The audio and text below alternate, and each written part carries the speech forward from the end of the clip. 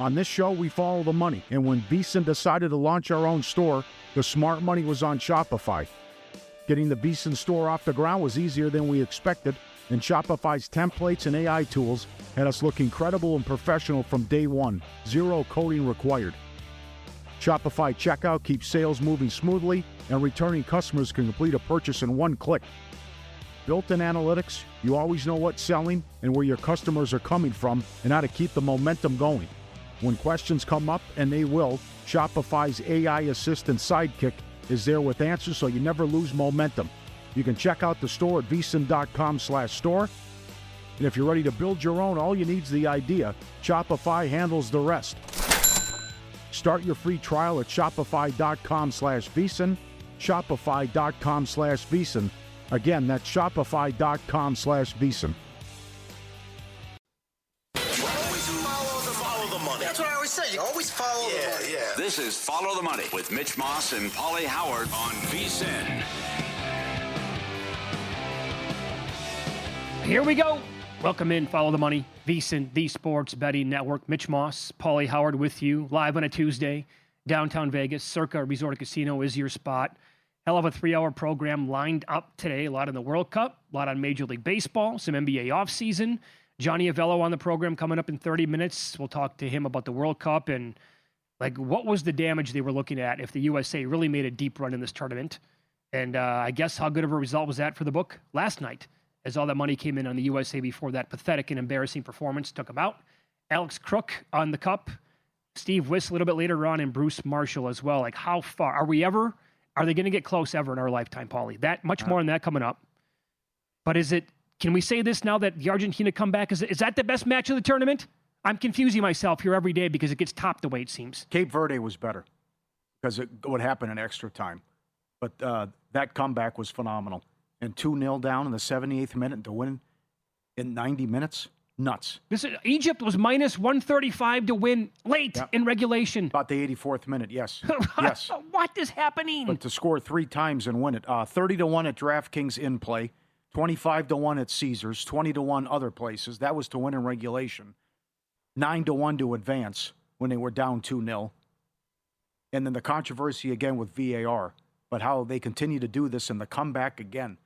That is now 31 goals and added stoppage time as well for the tournament, which forget about that with the record. Well, it just keeps the goals after 90 minutes keep coming. Do you recall what that prop was before the tournament started? I believe books had that up. I never saw it. How many goals will be in stoppage time?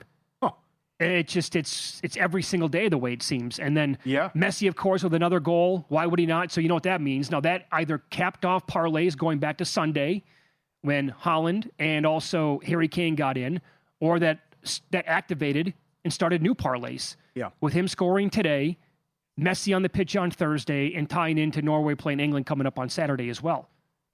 So these superstars are getting there almost every single game, Paulie. They're begging to get beat, too. Oh, this is why everyone who has the Colombia tickets as well. Well, you must have been dancing today with your bet. I wanted to add more Colombia. Because while they were down 2-0, Colombia was still 25-1 to win this. And then the bracket opens up. But after the last 2 matches now, they're just begging to get beat. And Egypt deserved a better fate. And they're crying after what happened and why that goal was disallowed. But in any event, you can't blow a 2-goal lead in the 78th minute. You got to find a way to get it. And you can't even get the extra time. That's the other kick to the basket, how that played out. So it's just all-time tournament. And again, I'm going to be depressed when it's over. So congrats. They move on, and they get the winner of Switzerland and Colombia coming up to cap off the quarterfinals. Well, it goes back to, one of the bets that I had. Think about this bet that I had in pocket yesterday. It was the Dodgers to beat the Rockies last night, tied into Argentina to win today, not to advance, to win the match. Yeah. So in 90 minutes. And the Dodgers blew a 6-3 lead. It went to extra innings, and they somehow got the win. I had absolutely zero business winning that bet. That's outrageous that I did, in fact. Yeah, I saw back after this sent a tweet, too. How about this? Funhouse. He's not a big soccer bettor, but he's like, what a miracle that is to cash that in regulation. Yeah, he tweeted at us with the screen grab. He had 2,700 on Argentina at minus 257. And he said, I've been gambling for a long time. If I've ever had a more unlikely win than this one, I don't remember what it was. And it needed to happen in regulation time. That's the whole key to the bit. Yep. The other thing now, you go back the last 3 weeks, if you were blindly betting come from behind and win every match, you're up 58 units. Circa has lowered it to plus 550 on these matches now. You get both teams. DraftKings had Argentina 9-1 to come from behind and win. 58 units now last 3 weeks. Unreal. Blindly bet every match. Yeah, so The comebacks, the stars, everything going on. I actually did add Colombia today Yep. to win the whole thing when they were down 2-0. They've conceded 1 goal in the whole tournament, and they outplayed Portugal. And I got to tell you this, too. The Golden Boot race was over. Yep. Because until he scored Argentina's second goal today in his 8th of the tournament, if that doesn't go in, they're wiped out. He finishes the tournament with 7, and he would automatically lose to Mbappe right now because Mbappe, one of the tiebreakers is assists. And Mbappe has 2 assists, and he would have taken it down. Okay. So that's over with. He has no chance to cash it. But now everything opens back up now for this team. And I'm kind of with you, though, now. I am back-to-back performances like that. If Colombia can get by today, and maybe I should say the same thing about Switzerland, right? But they are begging to be had, Argentina, begging. Yep. How does Cape Verde have a better keeper than us? And it's not. Well, they got. That's the other thing. I mean, a population of 500,000, and we can't find a goalie, a decent keeper. But he was the star of that match too. How well he played, and then the theatrics and what happened in extra time. But I'm totally with you. This is just everyone's been ripping the FIFA rankings, in the light of what happened last night as well. But this Argentina team doesn't look like one of the best teams by far. No, and they've struggled. Cape Verde and now Egypt. Come on. I know, and I got it. And Egypt looked. By the way, their defense was awesome, and I still don't know how that second goal was wiped off the board. Like they don't, complaining about it as well. We're getting feedback on email and on X today, even before the show starts. Like, can somebody explain that to me? Why that was not a goal? It came off the board like 2 minutes after it was. So I don't know. Right. Goes to the other end of the pitch. Yeah. Yep. It was ridiculous, in my opinion, what happened there to Egypt. And also, there's the 2 teams now remaining on that upper part of the bracket to the right side. The winner of England and Norway. You're cooking. Absolutely, you are. You are cooking. Harry Kane is live to win. I think the winner of that match, Kane or Holland, clearly live to win that award. Yeah. So who had a Colombia-Norway semifinal? Oh. That's in play too. And you got to fade the yellow. What, Harry gets another yellow? He's suspended. Right. So he's got to fade that in the next match too. Mm-hmm.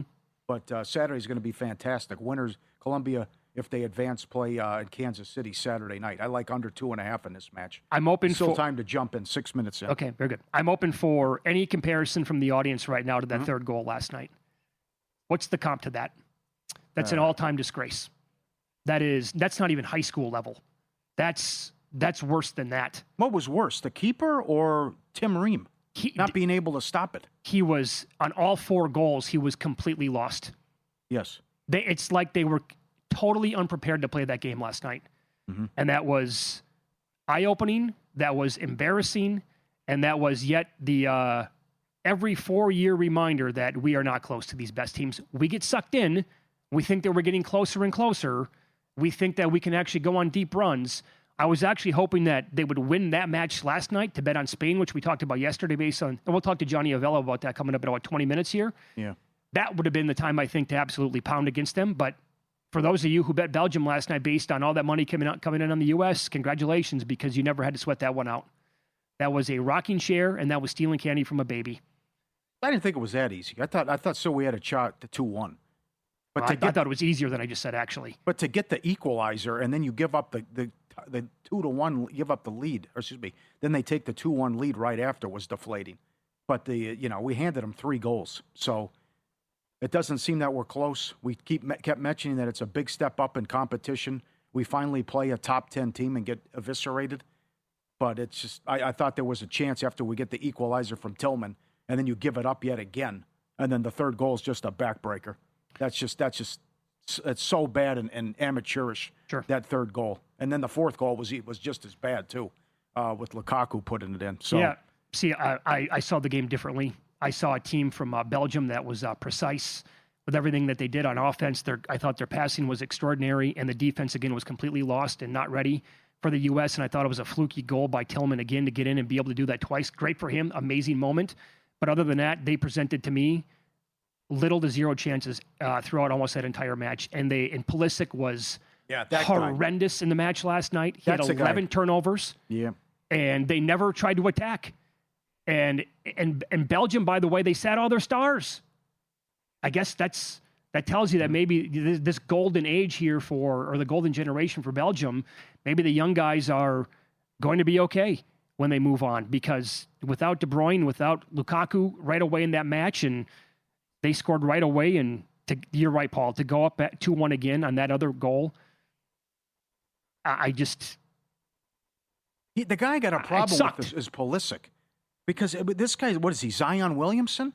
And he made it worse with his comments after the match. Well, I'll be good now with rest, with the injury that he had. The guy's always hurt. He can't deliver. He can't score. He's all hype, all these commercials, and he was a total non-factor again. Yep, yet again. It's not like it's once every 4 years. So people are infuriated at that guy, and I don't blame them. You go back since he did the Trump dance, he scored 1 goal in 14 games. That's the other thing that happened. It's just you can't stay healthy. Total flop. I know Massero and other people were going after him for the entire World Cup, and he just turned out to be a total bust. Yeah. After how bad he was. Mm-hmm. The goalkeeping was atrocious. The Tim Ream stuff, 38 years old. We can't do better than this. Our offense is fine. Why can't we find defenders? Why can't we find keepers? Everyone said our goalkeeping was a problem, and everyone turned out to be right. We were closer in 2014 when we lost 2-1. 2002, 94. To think we win the group and we got a shot, but I guess it turns out when we played a good team, that was it, and we were embarrassed. Yeah. What did Michael Lombardi always say on the network? We're a year away from being a year away. Yeah, right. I think the U.S. is 4 years away from being 4 years away from being 4 years away. I mean, you get the break with the red card with Balogun. Trump helps out, and then on your home soil, that happens for the world to see. And that's hard to take because it's once every 4 years. Sure. Oh, boy. And imagine if it was a different team other than Belgium, maybe even better than Belgium. Yeah. You know? That's why I wanted Spain in the worst way. Oh, me too. Because imagine. I don't know. Maybe you were right about Senegal. I mean, Belgium was lucky. Forget all the Argentina talk. They're down 2-0 in the, 85th minute? Right. And they win in extra time. That should have been Senegal yesterday. Mm-hmm. All right, we're going to update this Switzerland-Colombia match coming up. They are now approaching the 12th minute. Also, some strong comments after the match, obviously, from last night. Carly Lloyd, Alexi Lalas, and this contract in the NBA kind of feels like Jaylen Brown all over again. This is Follow the Money on VSiN, the Sports Betting Network.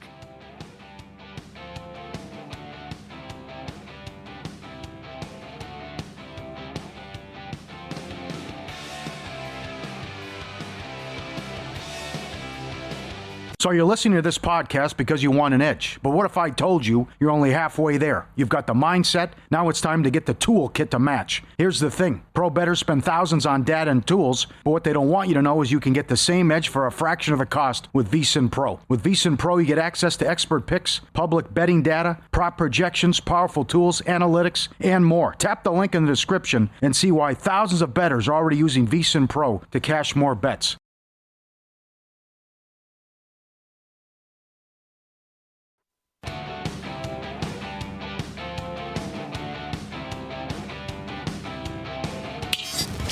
This is Follow the Money on VSiN.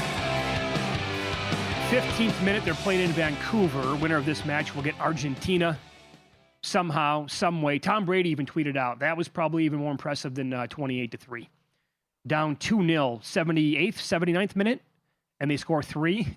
And they win it in 90-plus stoppage. Are you kidding me? Yeah. The Swiss have had the possession here, Paulie, 60% of the match so far, but they have 0 shots. And Colombia has had 1 shot, but it wasn't on goal. Nothing happened, and you said you're under 2.5 here? Yes.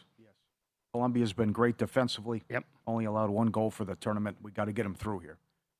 Definitely can get Argentina now. Do you have a comparison for the third goal allowed by USA last night? I can't get over how, what's the correct word to even use? Embarrassing is not strong enough. Pathetic, whatever. It was such a letdown. It was crippling. Yes. That single play told me we have no chance in my lifetime to compete with the big boys. I have several examples and letdown examples over the course of 40 years watching sports. But the comparison where you give up an embarrassing goal like that, backbreaker, and it's over, I mean, it's hard to put in words because it's with once every 4 years, and the whole country's behind you, and what Trump does, and we get the big lift and boost before the match, and then it's just, to lose is one thing, but you embarrassed yourselves, and they're mocking you afterwards. Yeah. They had a They're great doing dances. They're okay. What did they tweet? Overturn this, whatever, Belgium? Yeah. So it's just, and then for it to happen in Seattle, and everyone's so excited, and it's just, you just right. You can't. You're a professional. That happened on the third goal and the fourth goal. It's tough to take. It really was. And that's why everyone's so demoralized about we're not even close, because you look at that's where FIFA rankings play a role about who did we play. You Paraguay, Australia, Bosnia, and then you finally take on a top 10 team and you get blasted like that and they rub your nose in the dog poop. Yeah, I really feel I'm going to set a reminder for like 3.5 years from now. Don't fall for it again. Enjoy it, I guess, while you can, but when they take on and again, Belgium was not even trending in the right direction. Yeah. Is there anything we can do? We had one quarterfinals run. That's it. Going back since the 80s, we've had one quarterfinal run. I guess you just have to accept we're not good at this sport and nothing can change it. Probably. Yeah. I do, so I think it's an interesting conversation. Like, what if Bryce Harper played soccer?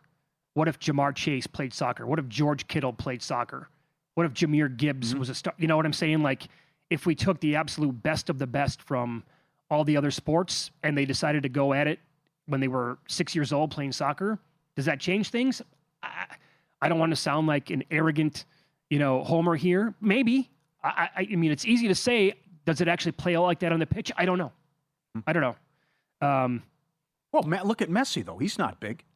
Yeah. Well, I don't think it's all about being big, strong. Yeah, it might not be. Yeah. Holland, though, is huge. That's true. He could play linebacker. Yeah.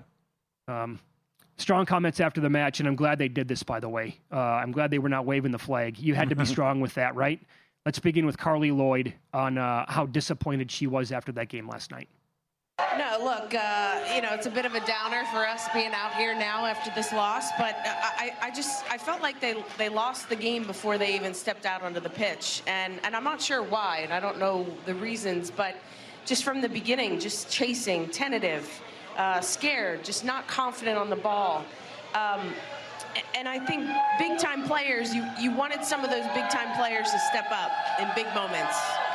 And I got to be honest, I was a bit disappointed with Christian Pulisic. I think whether he wants to be the star of this team or not, we didn't see enough from him in this particular game and really the whole World Cup. Little glimpses here and there, but look, aside from this loss, I think on the brighter storyline, it's been a fantastic World Cup. This team has united the country. They have, gotten American fans to fall in love with them. And there is a bright future, but this is just a real disappointing loss to go out on. Yeah. Okay, so what's a bright future then? I can't agree with that. I can't get there. Just because look at Balogun. He's our best player, but compare him to where he's at in his career professionally. Yeah. Right? Yeah. That's why it's so disappointing. And it's like, well, what's going to happen in the future? I don't think there's anything that changes. I'm glad she went after Pulisic as well. But we've talked about how about the first goal? I mean, the announcers were aghast at that. Mm-hmm. It's like, why did you stop? Why you left them wide open? Yeah, they did. They were confused on the first goal. The entire match, it felt like they left guys wide open, unmarked overall. Yes. And so I guess again, in 4 years when they play it, it's going to be like mainly like in Spain, Portugal, and Morocco, the World Cup. Hopefully they can, win like the round of 32 again and get back to the stage of the round of 16 and just enjoy it for what it is, but don't have any high expectations like, a lot of us did this time around. Alexi Lalas last night, his thoughts after USA lost 4-1. First off, I think congratulations have to go to this Belgium team to come into this environment and put on a show like that. And from a U.S. perspective, they picked the worst time to play their worst game. And I think Mauricio Pochettino and the players would admit that. To echo what Stu and John said, anytime this happens, and I've been through this now a lot, the question is always, well, was this a success? Look, I think that this team did win hearts and minds. I think that this team did bring people into the tent, and they should be incredibly proud for that. But also, there's a part of me that says the time for moral victories is over, and so we've left something on the table here.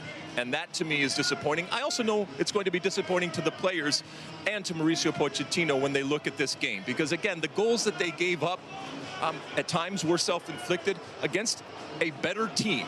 but this U.S. team has beaten better teams in the past. It just didn't happen here today. So it's going to be disappointing to go out, but also in the way in which they went out, which was much more of a whimper than a roar that we had seen through this tournament. Yeah. I'm glad he brought up the moral victories. Yes. I'm over it. We've had him for 30-plus years. Yep. Enough with that. Was it a success? Maybe if we lost 2-1 and we're competitive. I could say that. I thought that was excellent right there. Right. No moral victories. We won the group. We were better in the Turkey match. Yeah. Oh, yes. 100%. There was nothing on the line. Yeah. But he's right. To go out like that on the biggest stage and play your worst performance, have your worst performance at the worst time as well. And Dempsey, Donovan, those guys. It's just I kind of miss those guys as well because it goes back to where's your heart and where's your pride and just not to have it from the get-go. Other people saying we were out-coached and out-managed. I don't know about that. I just think they had better players, but it was just a bizarre match from when it started that we weren't ready to go, and they took us out like that. Yeah, we have a lot of World Cup action coming up on this show over the next 2.5 hours. By the way, coming up in about 40 minutes, we're going to get your reaction, the comp to the overall letdown last night, any sporting event like in recent years. I threw out Patriots 13, Rams 3 in the Super Bowl. The total was 55.5. That was 3-3 going to the fourth quarter. Yeah. But for under bettors, they loved it. But overall, for drama and entertainment like that, nothing. I have a lot of great examples. We're going to do that at 5 o'clock Eastern time. How about another comp here? Donovan Mitchell's contract extension today with the Cavaliers. In year number 4, it'll pay him $75.5 million. Isn't this Jaylen Brown all over again? How are they going to be able to move this contract at that age? Well, his numbers aren't bad. That's what will help him. He can score. He doesn't have the hideous analytics and advanced numbers like Brown. And he's also not a ball stopper. But that's also where we're at with the NBA with the going rate. Right now, I can't say how bad it is, but it could be horrendous. Oh, it's going to be. I will. It's going to be horrible in three and 4 years. Who knows if LeBron? What if they get a championship out of it? That's it's probably going to be worth it.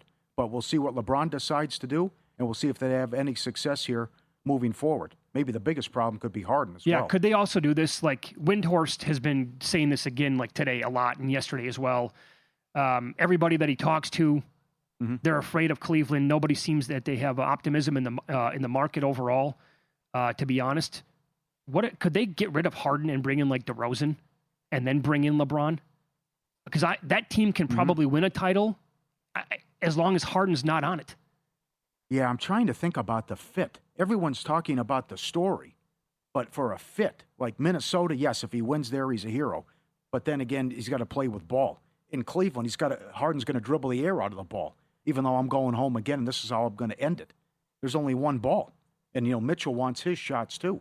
So there was internet conjecture about maybe Wiggins for Harden or something they could do there. I'm fine with that. I don't know, yeah. But that's another problem too. If you're talking about championships and you want to go to the organization where this guy's a part of, and he always crumbles and fades in the playoffs, that's going to be difficult, I think. I mean, I like LeBron going to Cleveland overall. I'll like it a lot more if they get rid of Harden. Somehow can wiggle out of that contract and bring in a player instead of him. I mean, what if they never made that move for Garland? And then LeBron is open to come back home. Would you not love the Cavaliers next year? Yeah. Well, they don't have Mitchell then, I guess. That was to keep Mitchell happy because they don't have this news then. Mitchell leaves if they don't get his buddy Harden. But unless they told him that LeBron might come. Yeah, which I didn't think they would know at the time, but who knows? But that looks ridiculous to trade a 36-year-old for a 26-year-old. How about like prediction markets? LeBron's like minus $1.15 to go to Cleveland. Does it seem like a good bet? Yes. At this stage of the game? It seems like it's going to happen. The head of DK Sportsbook, Johnny Avello, next. USA Soccer, from an overall betting perspective, is there a comparison to the lopsided betting handle when this team wins a few games? We'll ask him coming up next.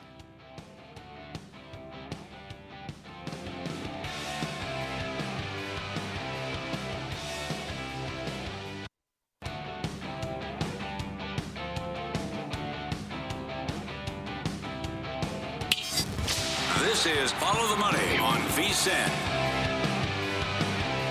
30th minute here, Colombia and the Swiss and Switzerland just had an incredible attempt, but they could not get one past the keeper for Colombia, so that game is still scoreless. And right now, more soccer. We go out to the progressive guest line, Johnny Avello, the man in charge of DraftKings Sportsbook. joins us now. Johnny, hope you're having a great summer, and you're out of the Vegas heat right now, which is a smart move. Thanks for the time today. How are you? I'm doing well, guys. Thanks. Good to talk to you. Sure. Can you tell us, like, when Team USA, when they're winning matches in the World Cup, and sports betting just gets bigger every single year, and we're kind of all buying in, like, hey, they actually might go on a deep run. Like, what's the betting handle like for a match with USA involved, like last night? What's the comparison for that? Last night's USA game was comparison. You can compare that to a Monday night football game, Sunday night football game in the NFL, which is a really big handle. Surprisingly, that was not the biggest handle for us of the entire World Cup tournament. The Mexico game was the day before. Ooh. Just slightly, but both of those games were the biggest handles by far. The USA had 3 of the largest handles in the tournament so far. So you ask, what's going to happen when they get better? Well, they're pretty good this year. It's going to take a little bit more to, catch up with some of the teams who have been playing this game for years and years and, have figured out the formula. But anytime USA is going to play, we're going to be in desperate need of the other side to win. And guys, I got to tell you, it's not like we're rooting against the USA because we're not.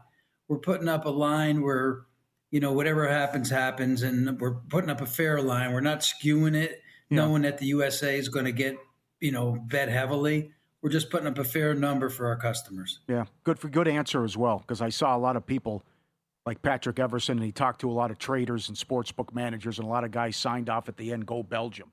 And it's like, okay, you win almost every time. But how much was the in-play a huge factor in the England match, considering England was a man down, and people thought Mexico could rally? Yeah, the in-play is big each and every game. You could figure on somewhere maybe about 30% of the handle or more to be on the in-play. And it is a great game to bet in play because you have more time to think. It's not like the NFL and other games where you get seconds to make a decision on something. The ball's usually kind of stagnant and not much happening sometimes for multiple minutes. In that particular game, they did try to pile up on one side, thinking that team had the advantage, and that's what in-game's about. In-game's about having a feeling for something or seeing something that, where you see a disadvantage or an advantage to your side. So in-game continues to be not only big for soccer, but every sport that we offer. Well, sure, especially what you guys are talking about here. Once the red card comes out on England, everybody's going to be like, wait a second here. This is still kind of early in the match. We got to pound Mexico right now. How about if the U.S. if like they were for real this year and they made a deep run, like the overall damage if they made the finale or if they won the whole thing, is that comparable to anything that you guys do? Probably the biggest future book loss we would ever have, by a lot. They never stop betting, and first of all, you got to go back to when the World Cup was even announced and we had it up. And of course we had to change a few teams here and there, but the U.S. was bet throughout that time period. And then when the tournament started each and every game in between games, there wasn't a day where we didn't get hammered on the USA to win it all. And we really did keep up a really fair price. I was 60 when the tournament started, kind of stayed in that area. And then even yesterday during the in-play, when they were down a goal, their price was as high as 50-1. So we continued to give a really fair price on them. And it would have been an extreme loss if they would have got there. And you're telling me that had they won the match last night and advanced to take on Spain on Friday, you're thinking that the opener you guys would have put up would have been on the money line, Spain around minus 110. Is that correct? 110, 115, yep. That's on the three-way. Right. Spain would have been higher on to advance. They would have been around 280 or so. But remember, in the three-way, it has to happen in the 90 minutes plus the stoppage time, or else, it turns into a draw at that point. And there was a lot of games. If you look back in the tournament, there's been a lot of draws so far. Yes. So a lot of teams play a little bit different type of game. If they're tied up with a couple of minutes to go, 10 minutes, 15 minutes to go, some teams that are behind one, they get a little bit more aggressive. But from what I've seen, when teams they're tied up with 10 minutes to go, yeah, they want to score, but they don't take a lot of chances.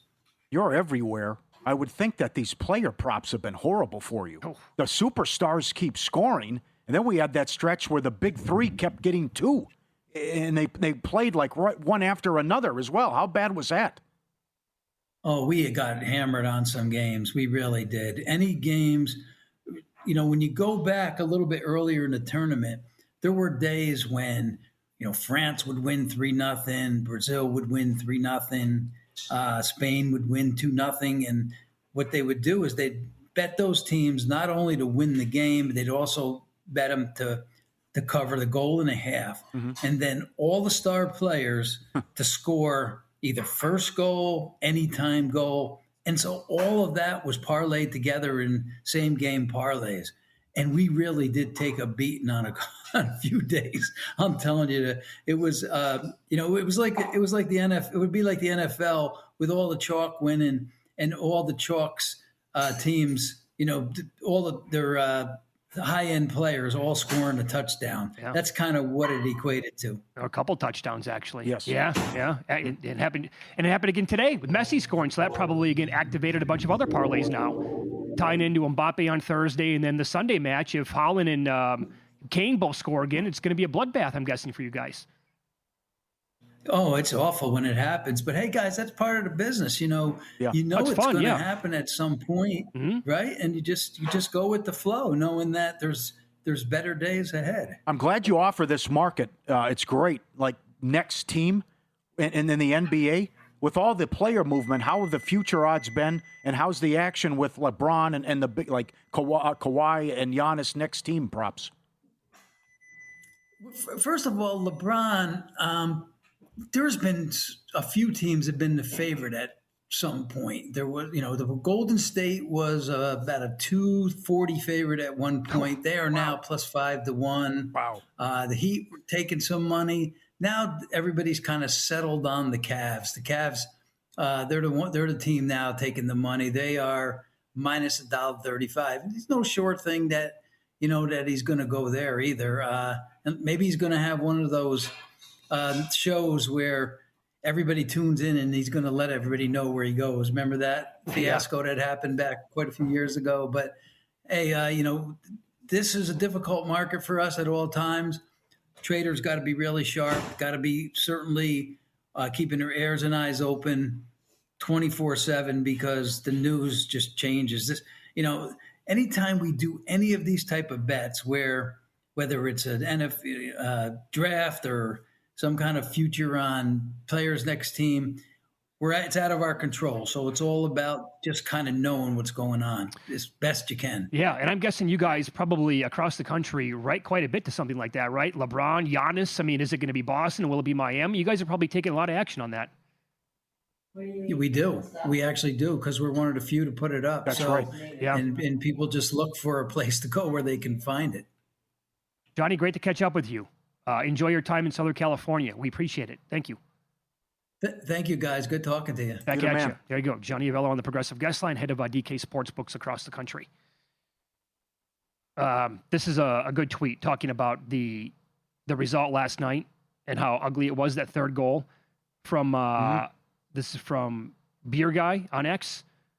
Ramirez snap over Manning's head on the first play of the Super Bowl, similar to that third goal. Good, yeah. Like if Hellebuck would have allowed a shot from center ice. Yeah. Late in the. Why are we so good at hockey? You know how expensive it is to play hockey? The equipment, the travel. The travel that you have? Because I keep reading youth soccer is broken. I don't know. I'm not an expert on that, but that Dan Wetzel had a great piece on it. Other people about how bad youth soccer is. I don't know. Because it kind of doesn't make sense if we win the gold medal. The great story about 1980, but how expensive it is to play hockey, yet we're a disgrace in soccer. Yeah, what about this from Kyle on X? The good thing is for the U.S. and his belief that the World Cup with it being in America, thousands, if not millions, of more kids will play the sport, which leads to better competition, which leads to better players. Well, we can hope, right? It would be awesome if we're a soccer power. Yeah, I know. That's why I couldn't believe guys signing off with their text who worked at sports books. Go Belgium. You got to win every single day. If they win, they're just going to bet it against us, against Spain, no matter. I mean, come on. Win, lose next. Yes, they were eliminated last night, but we have a banger of a game on Thursday night. I'll explain next.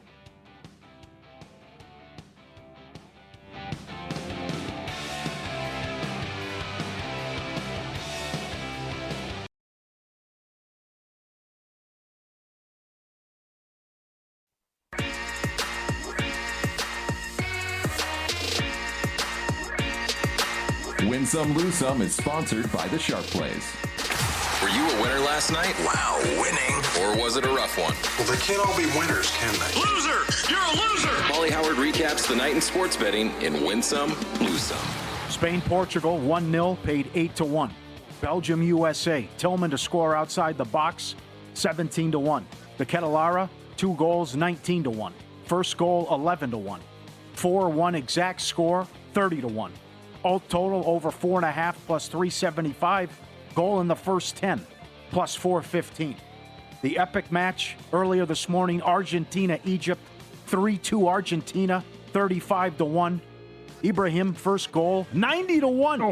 Anytime goal, 35-1. What? Argentina to miss a penalty, 7-1. Second time Messi's missed a penalty.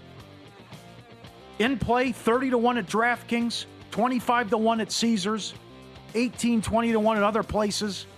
To come from behind and win, 9-1 at DK. That's both teams. Plus 550. Excuse me, that's just this Argentina. Circa plus 550, both teams.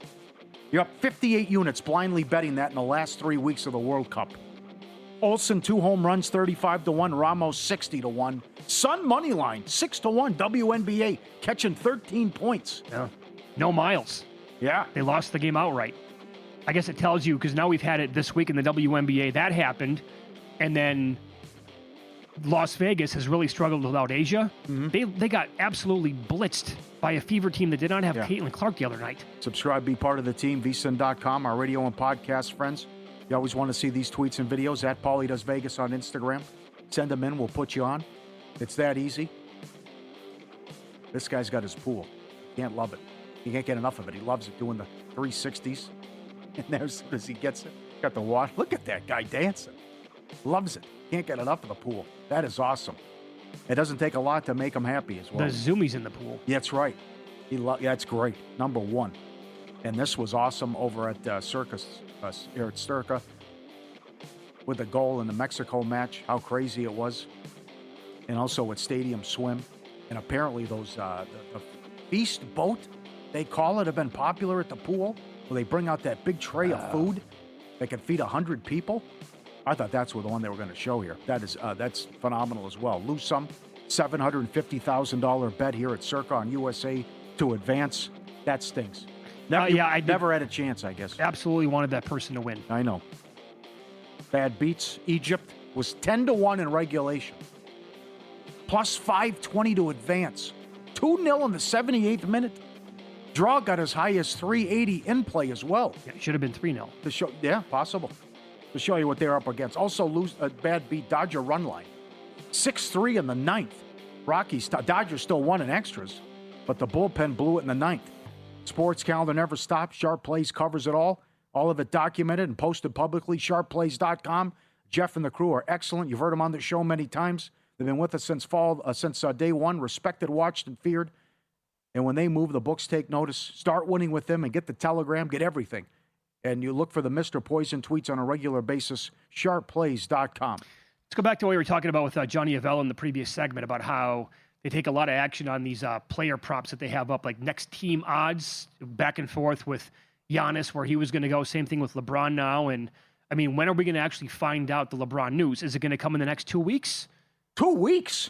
That's what JVT was saying. Oh, come on. JVT said that he read a report that the team is known, but it's not going to become public knowledge until like 2 weeks down the road. Oh, that's outrageous. Of course it is. Come on.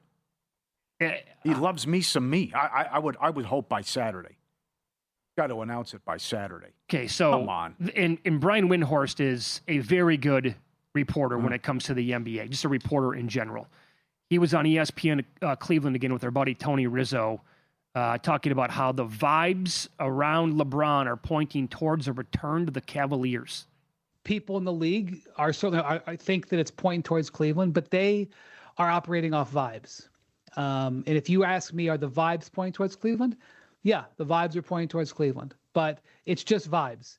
And I wish I could sit here and tell you, my sources tell me, Chris, that at 6:14 p.m. on Wednesday, here's the thing. Right. In 2010, he announced on live television. In 2014, he announced on the internet. I mean, it was basically through a magazine, but it's essentially in an internet article. Yeah. In 2018, it was a press release. Now he gets to pick the medium. I want to know what the trainer at the gym says. Cleveland, who said it's already done and got it right the last time he went. I'll try to find his Twitter account again and see if he's posted anything lately. He's 54% right now to go to Cleveland. Big moves. Also seems cheap, though. Golden State's been all... Yeah, I think it is cheap right now. Isn't the Golden State thing's wild? From like minus 250 to now, like, what 18, 17%? Yeah, 19 right now. Yeah, Heat are ahead of them. Not anymore. Oh, they dropped below them, yes. Okay. And then the 76ers are down to 5%. Your Timberwolves are at 2%, which I'm open to. I would be intrigued, but I also can't see LeBron going to Minnesota and finishing his career there. No. I also don't get the basketball fit in Philly. I don't think that's with Jaylen Brown and Maxey and Embiid. Yeah. I don't think that's a good fit. Also, I can't see him being in Philly. Oh, he'd be a hero if they win. If he doesn't play well, they boo Santa Claus there. That's not a good way to go out and end your career. By the way, what is he if he goes to like the fifth option? He's going to be okay with that too. I guess he'd be at third. Embiid never plays, so I mean, but there's only one ball. He's definitely not the first option with Minnesota. No, he can't do that. LaMelo Ball would drive him nuts. No way. So here's what we have to look forward to on Thursday night. Even though, again, USA out of there's still a lot, by the way, which we're going to get into a little bit later on the show. A lot of creative ways to bet the World Cup. But let me point this out. In his debut, 28 points, 5 rebounds, 2 assists, 2 blocks, 4 threes, 11-21. Last night in his second Summer League game, Darren Peterson had 25 points, 8 of 15. He made 3 threes, 12 assists. The Jazz plan to rest Peterson, Ace Bailey, and Cody Williams tonight in their final game of the Salt Lake Summer League. The idea is here, the goal is for them to all play Game 1 Thursday night out here in Las Vegas as the Summer League begins, and it's going to be an absolute banger because the Utah Jazz will take on AJ Dybantsa and Darren Peterson and the Jazz. I took, by the way, with that news when it came out earlier today, I took the Thunder plus 3.5 tonight. We'll see how that plays out. Luke, do we have this here with Peterson? They played Memphis last night, and Cam Boozer was also very good. But Peterson knows, obviously, that players in the draft have an agenda, and he knew that going into that game with Boozer last night. Always. I try to find something against everybody I play against. He was the pick after me, so I know he probably had an agenda today as well, so I couldn't let that ride. Yeah. I knew he was going to have an agenda. Speaking of Boozer, I can't let that ride. He was taken second behind Dybantsa. They played plenty of times, high school, low, like AAU, whatever. Points props tomorrow night or Thursday night for Darren Peterson. I'm all in. You got to be. There was a scout who told Tim McMahon from ESPN he'll be a top 10 player within 2 years. That's how impressed he is with him so far and what he think his game can be and translate to the association. Also, I think I'm going to have to bet Utah. They're going to have games under their belt here going into that matchup. And if he's openly talking about going against players that he knows will have an agenda, well, he clearly is going to have one himself going against this guy who was taken number 1. Remember, if you go back to the Humans got Dybantsa at plus 550 to go number 1 overall. Mm-hmm. Peterson was an overwhelming favorite to be the first pick in the draft. And then all the nonsense happened and it completely flipped. This score, by the way, at halftime now between Switzerland and Colombia is 0-0. That must have been a decent plus price. The nil at halftime?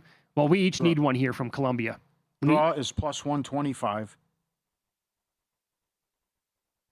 Switzerland's 9-1 to win in extra time. Colombia's 6-1. Switzerland is, both teams, about 7-1 to win on penalties. The match to go to penalties is plus 320. Okay. We are 1.5 total under minus 170 with all the in-play now that we're at halftime. Colombia minus 160 to qualify. Switzerland plus 140. The meat man, Steve Wiss, is going to join the program a little bit later on. He tweeted this earlier today about this match. Tough here to finish the round of 16. Key injuries for the Swiss, which gives Colombia the edge. The sort of match you can't be totally convinced either side will take their chances. And he pointed out we are seriously due for a 0-0 match, but he's going to go, and he did go 1-0 Colombia. And that would be music to our ears here as well, Paulie, based on bets that we have on this team. And it kind of flipped, too, after the 30th minute. It was a better performance by Colombia, and they had several chances before halftime. I like hearing that. All right, this is Follow the Money on VSiN, the Sports Betting Network.